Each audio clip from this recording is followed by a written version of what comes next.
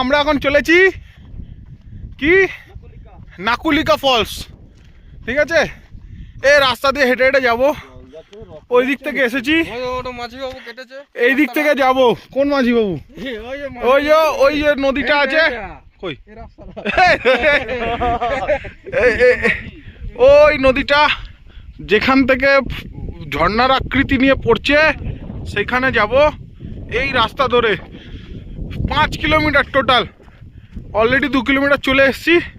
Kidney হালকা গলার কাছে চলে এসছে, আর কতক্ষণ হাঁটতে পারবো জানি না। যেখানেই থেমে যাবো সেখানেই শুয়ে পড়বো। সেই রাস্তা দিয়ে হেঁটে হেঁটে এসছি, সেই রাস্তা। ওফ, এই যে যাচ্ছি। এই আমার সঙ্গে আছে সোমনাথ মাঝি, আছে আমাদের সঙ্গে বিখ্যাত দাদা দিবাকর দাদা।